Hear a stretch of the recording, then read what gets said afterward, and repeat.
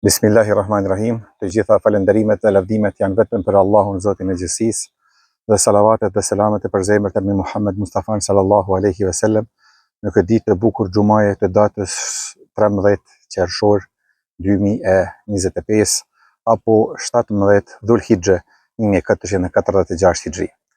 Vëllezër dhe motra, jemi afruar stinës së verës, e cila nga natyra e saj sjell temperatura të nxehta dhe vapë. Si i rrjedhoi, të gjithë njerëzit pa përjashtim fillojnë të veshin rroba më të lehta, më të holla, por edhe më të shkurta.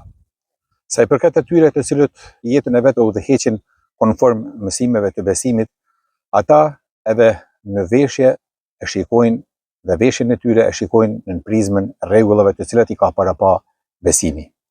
Në shkëndinë e xumas së sotme e ndjej të nevojshme të tërheq vëmendjen për një dukuri e cila është prezente gati në të gjitha xhamatet andej e këndej, dhe tek një pjesë e konsiderueshme e namazlive, më konkret e meshkujve. Për çfarë bëhet fjalë?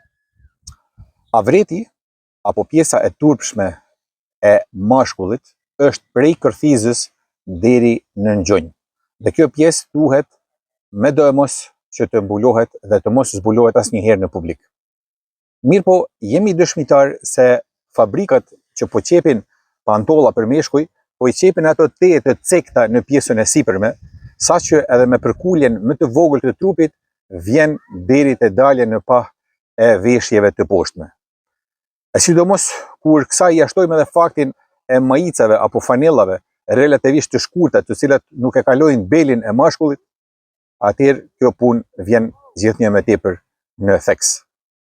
Pantollat e tilla në një masë të madhe i veshin edhe ata të cilët falen, dhe si pasojë me përkuljen e tyre në ruku e sidomos në sejdë, kjo dukuri e shëmtuar sa vjen e del në shesh. Kushdo që në këtë moment është mirë duke me kuptuar se çka jam duke folur, duhet t'i ketë parasysh dy dëme të mëdha të kësaj dukurie.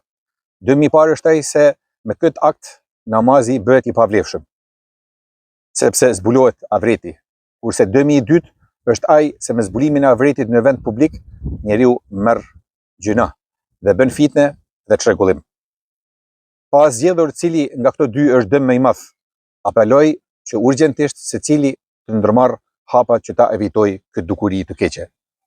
Nëse doni të vërtetoni saktësinë e kësaj që po them, atëherë merrni një laps dhe bëni një vi rreth belit në lartësinë e kërthizës, por ama rreth komplet trupit, jo vetëm përpara në pjesën e barkut, por edhe të shpinës.